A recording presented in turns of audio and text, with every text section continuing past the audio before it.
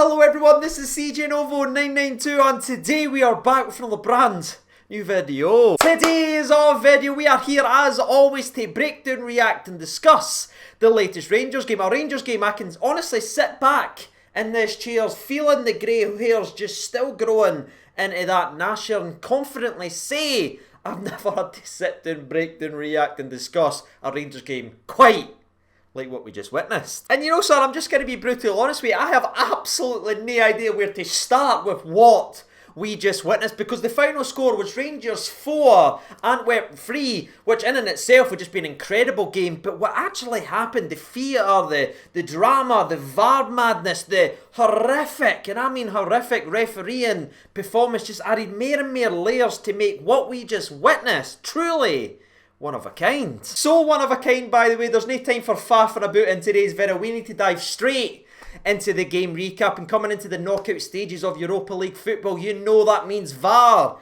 is introduced, and you hear about VAR all the time down south. You know it's a major talking point, and I think we all knew deep down it would play its part in this game of football, but I'll be honest with you, I was surprised to see it playing its part already in the game just 3 minutes in, as a fantastic ball from Tavernier goes into the mixer. It looks as if Connor Golson's going to get one of his trademark headers on it, but he misses it, and it ends up going all the way through and hitting the defender's outstretched arm. That made me sit back and go, oh, sweet, we've got a penalty early on in the game. VAR's going to give that any second now, just when the ball goes out.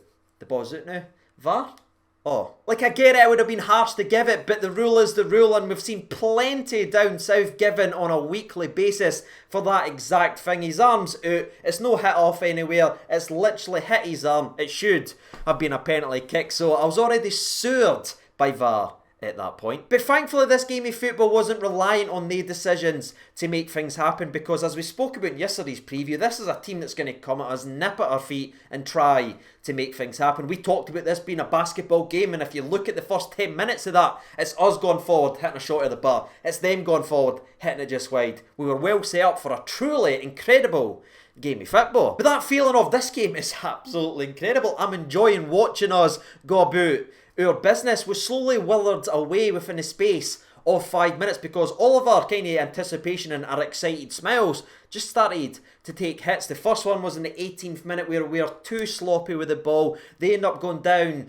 Barisic's side. Barisic ends up falling on his arse, and they come inside, try to pick a pass out, which would have been 3 in the 6 yard box, but Scotty Arfield is thankfully there and makes up for his very, very rusty slow start in this game of football. That was a wee warning sign, but again, this was a basketball game, ladies and gentlemen, so we ended up piling people forward, and in the 20th minute, one of the biggest talking points of the season so far ended up happening, as it's a 50-50 with Tavernier and their player, and it's just a coming together. It's not a dirty challenge or anything like that, it's just two players gone full pelt, wanting to win the ball, and it's a 50-50. When you get stuck into the thing, sometimes it can go wrong, and unfortunately it did go wrong for the skipper Tavernier, who ended up going down, trying to get back up, played on a couple minutes, went back down again, but he just refused to go off. He tried 3 times to play on. I think that tells you everything about that laddie and how much responsibility and pride he takes being the Rangers captain. He didn't want to go off the park. It took 3 attempts of playing on and then pretty much just pulling the plug and saying, no,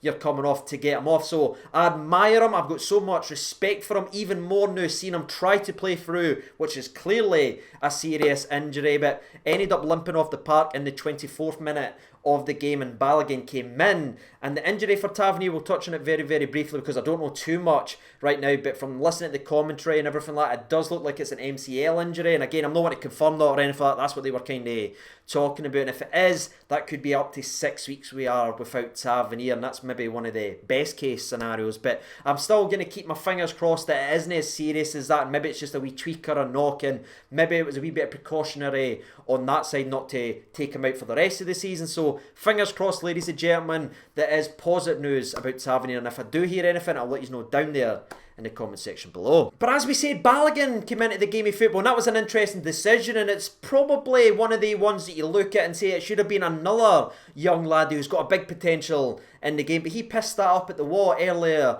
in the week, so it was Balogun's time to go into that right back spot. And I'm going to be honest with you, for the rest of the game, I thought he'd done himself pretty damn well, considering he's playing completely out of position. I thought he was bombing up and doing forward. I thought he was strong defensively, and I thought he put in a really, really good performance considering the level he's just came in from the cold into a fast-paced attacking game of football in Europe in the knockouts. I thought Big Balogun done himself well tonight. I made to say proud, but I'm tired.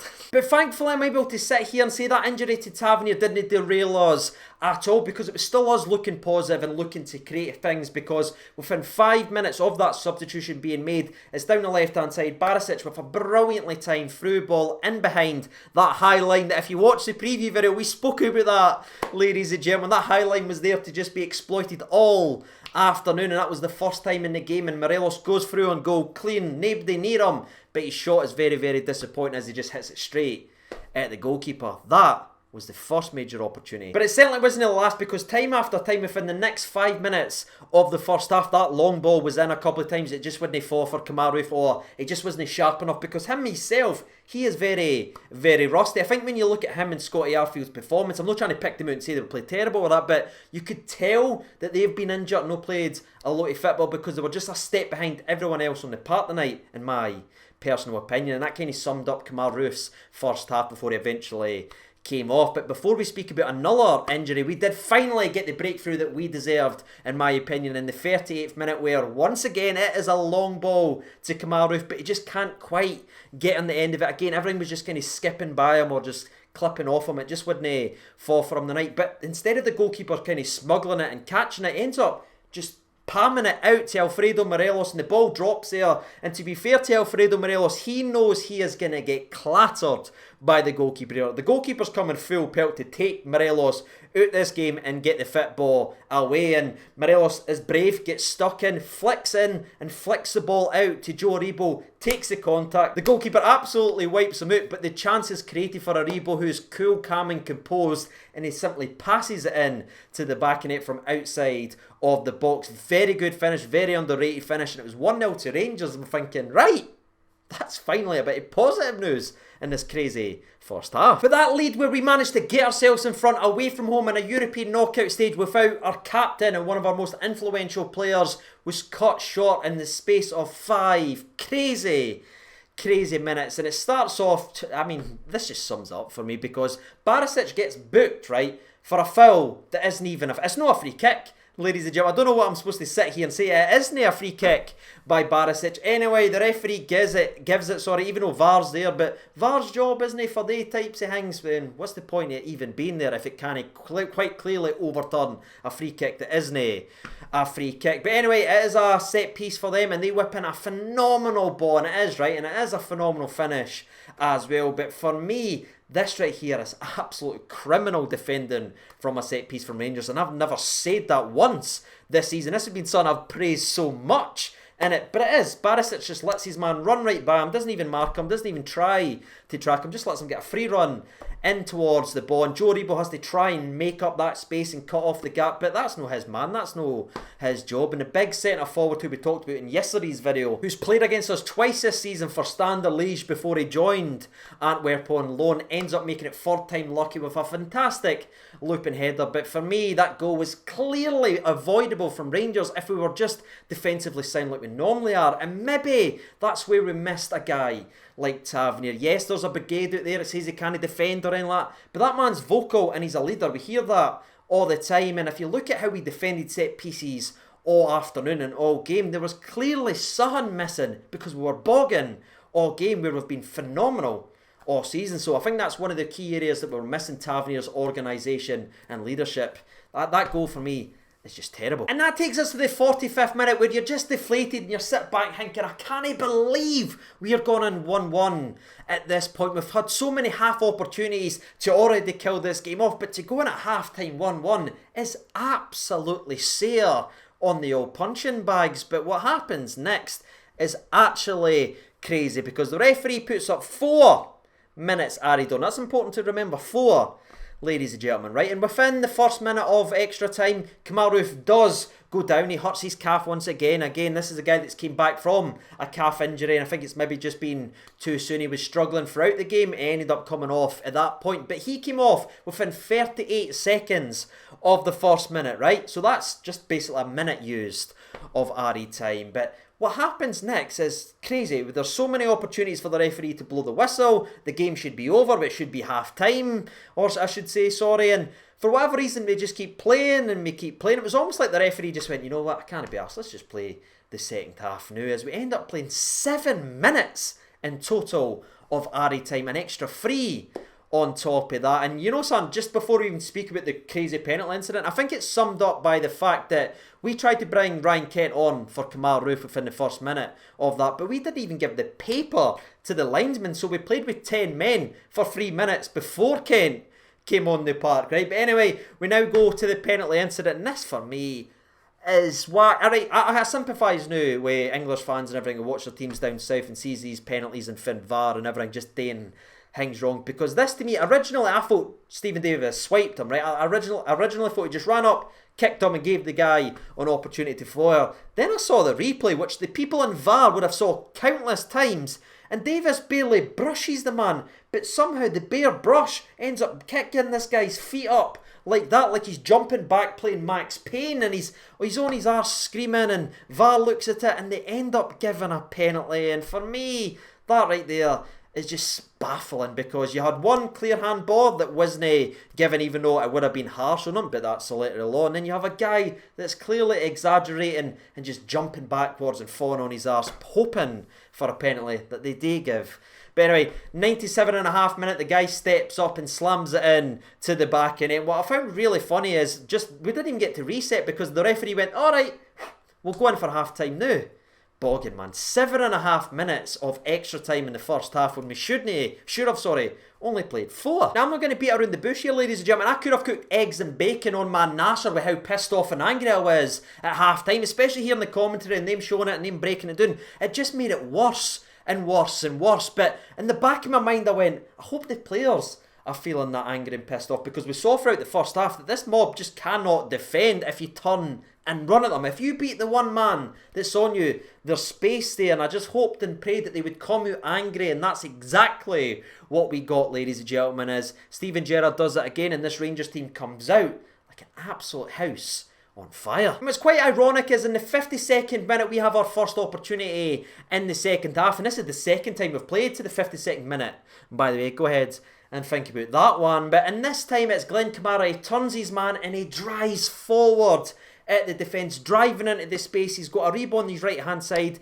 and he's got Morelos on his left. He ends up picking out Joe Aribo, who obviously can't hit with his right foot, so he ends up taking another touch when he could have just striked it with his right foot, but he then hits it with his left, to be fair, and it is going in. But it's yet another goal line clearance, which I think makes it 11 for the season. I'm pretty sure we counted that up throughout the recaps. It's now the 11th goal line clearance versus Rangers this frickin' season. But thankfully I didn't even have an opportunity to get frustrated about that missed opportunity, because within 2 minutes of that incident, on the 55th minute, that's right, I said what I said, Ryan Kent, who came on at the end of the first half for an injured Kemar Roofe, but obviously didn't have any time to do anything, is now starting to grow into the game and show his influence and show just what he brings to this Rangers team. And you could see that throughout that second half. That's why Ryan Kent plays all the time. But this is where he's standing his man up, he's looking at the guy, it makes the guy back off, and then it makes the space for Barisic down the left hand side, because the defender knows Kent can go left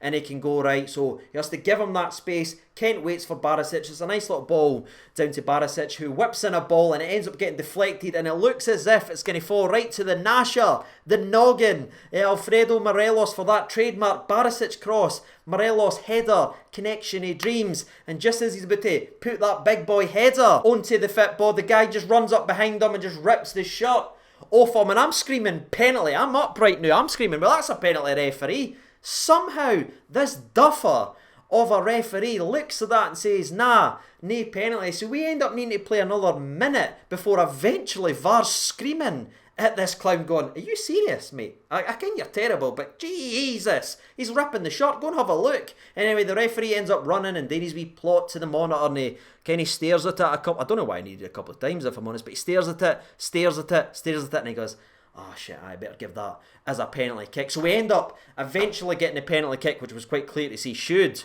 have been a penalty kick, but that sums up this idiot Shane Duffy-esque performance that we've seen for this referee. And it was interesting because Tavernier's now off the park, and it was always going to be the question of who's going to step up. Was it going to be Arfield? Was it going to be Morelos? Who was going to step up to take it? But it was our man BB who, up to this point, I'll be honest with you, very mixed afternoon. You had a foul throw in there, you had a terrible corner in there, you had the lazy marking from the set piece that allowed them to score in there. So I was nervous for the laddie, but as you saw, if you follow me on Twitter, my new Twitter by the way, which is down there in the description below, I said that I believed he would score in this game, and he steps up, and it's a fantastic penalty. I know the referee, the goalie, dives the right way, and that makes it look scary, but it's low, it's hard, it's in the corner, and it's now a goal for Rangers, and we're back into this game at 2-2.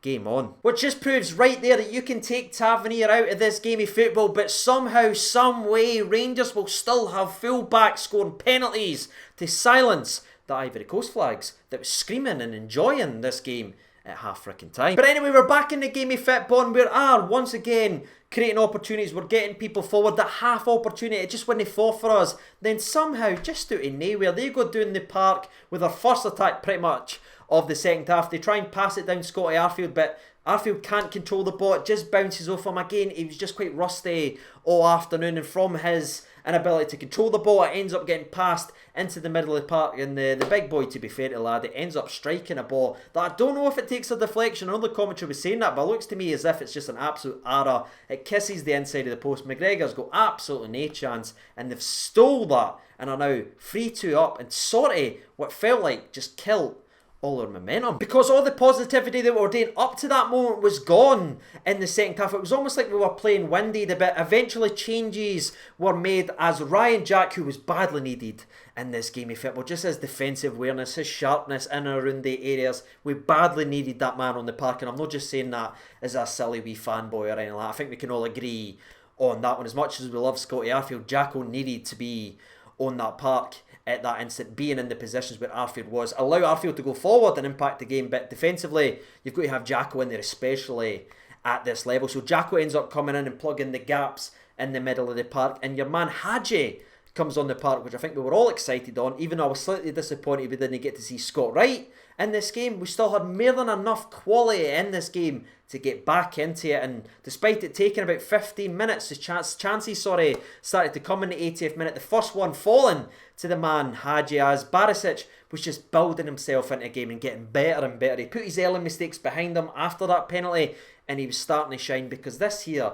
is a dynamite ball. That is worth 15 million on its own. It's a curled ball in behind the defence. It falls right to the foot of Hadji, who just needs to get it on target, and it's a goal, but he ends up drilling his volley, touch volley, whatever you want to call it, wide, and that felt like a chance in the Crown Jewels. But what happens next, ladies and gentlemen, is one of the reasons that man is on the frickin' wall this season, and despite the ups and downs, he's never threatened to come off the wall, because Ryan Kent, who added so much to us in that second half, ends up combining with Alfredo Morelos, who does brilliantly here, by the way, to get in front of the man, hold the defender off, plays a nice little 1-2 from Kent to Morelos, whose perfectly timed pass meets Ryan Kent in the middle, and then what happens next? It's just incredible, and this is why you keep Ryan Kent, and this is why Ryan Kent plays, because only he in our team is capable of doing this. He fakes to go left, the defenders didn't care where they're going, he fakes, does a wee Ryan Kent shimmy, as we like to call here on the channel, and he just absolutely rifles it after he skinned the defenders and got them confusing the goalkeeper. He rifles it in the corner, and it's free, and you're thinking, take me now. I'll be honest with you, ladies and gentlemen, I was still enjoying that goal and enjoying the Ryan Kent love, because some people are trying to make this lad a scapegoat, but no, for me, I was enjoying that, and it did fall to him within a minute after us making it 3-3, as Hadji does brilliant here for a nice little through ball, and it's there, Braga-esque, where Ryan Kent ran down the left, hits it across the goalkeeper and it went in. He tried to do the exact same finish, but to be fair now to the substitute goalkeeper, who was 100 times better than the guy that they had in throughout the majority of the game. I don't know who that guy was, maybe he won a raffle to be there, but anyway, they had to replace the goalkeeper, and the replacement goalkeeper stepped up with a fantastic moment that should have been 4-3, but we couldn't even catch our breaths and even contemplate what a miss that was, because literally from the goalkeeper save, it goes all the way to an attack, and it falls to Joe Aribo in the middle of the park, who tries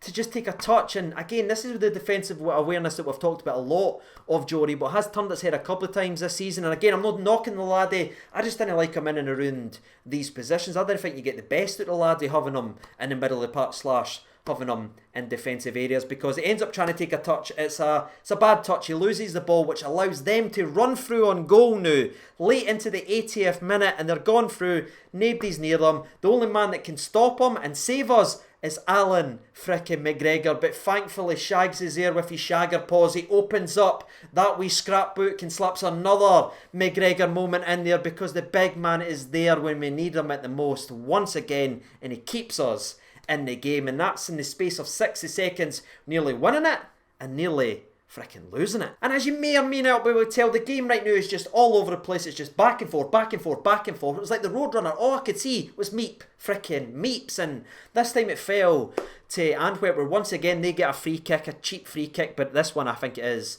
a free kick. It's a clumsy challenge, and it gives them another opportunity to hit it in to the mixer. And to be fair, at European level, you can't give teams that opportunity. And once again, Barisic loses his man inside the box, and that allows them to get a header in, which is fantastically saved by Alan McGregor, but it drops in 5-6 yards out. But who's there to block the shot and stop it from getting tapped in for a rebound? Ryan frickin' Jackie keeps it for being 4-3 with a goal line clearance, goal line block, whatever you want to call it. Jacko was there, plugged the gap, and kept us in the game of football, gave us a platform to go on and do what we've freaking done. And what we've done, ladies and gentlemen, is we quickly counter-attack them, and this is brilliant once again for Alfredo Morelos, because he's on the right-hand side, he's got a man on him, but he just kind of ghosts by the player, waits for Ryan Kent to get in a position, gets his head up, picks Ryan Kent out, very similar to what Ryan Kent done versus Celtic a couple of years ago at Parkhead, with that kind of standing swipe finish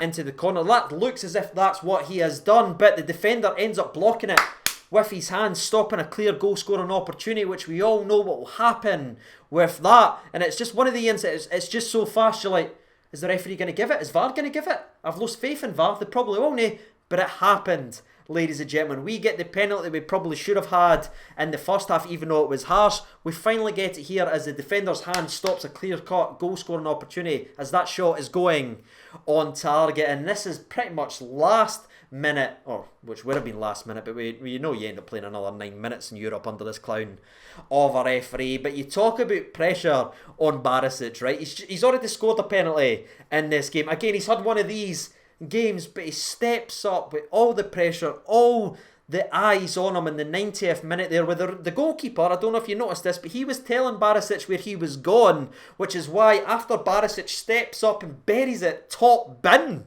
by the way, Barisic ends up going to the goalkeeper and having a wee bit of word back to him to tell him, aye, you came where I was going, big man. Well, thanks for diving out the frickin' way. And you know what's absolutely mental, ladies and gentlemen? That's the 7th goal we've spoken about in this game, but it wasn't the last opportunity. Of course not, wouldn't it be that frickin' easy, because Antwerp had one more opportunity where they went forward and ended up hitting the post from range. But thankfully, despite the 8-9 minutes we ended up playing at the end of the game, Balogun was big. He done very well out on the right hand side, and he killed the clock, stopped the clock, and we saw the game out. That's a 7-goal thriller, ladies and gentlemen, which will make me want to go back to winning only one freaking nils. But that's the game recap there, ladies and gentlemen. If you're still watching, by the way, I greatly appreciate you, and I appreciate the effort that these players put in, because it was one of the games of football that tactics, style, whatever goes out the window, and it's just about who wants it most and who's willing to put that extra in, and I thought we deserved it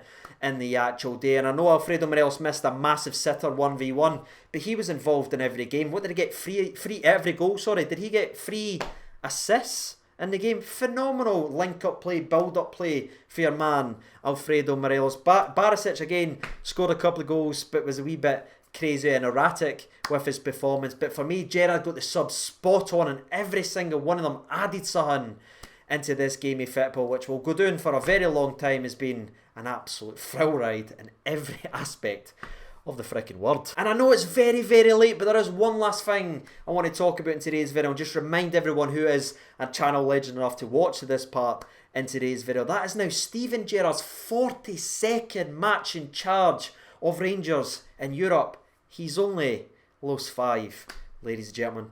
What a freaking gaffer, and what a job he has done. Crazy game. My head's scattered. I'm knackered. I'm sore. I've got even more grey hairs than what I started today. I'm surprised the black hat isn't grey. I'm pretty sure it's starting to go a wee bit grey here because of that game. But that's it, ladies and gentlemen, boys and girls. What did you think about the game? I would love to know what your thoughts and opinions are down there in the comment section below. We've been through some crazy times together. This is a crazy game. I'd love to know where your head is at. But before I wrap up today's video, as always, just a friendly reminder, if you enjoy the channel, please consider helping the channel by hitting that subscribe button. And if you got involved in the comment section below, I will be speaking to you very, very shortly. Take care of yourselves, everyone. All the best. Thank you for watching, and bye-bye.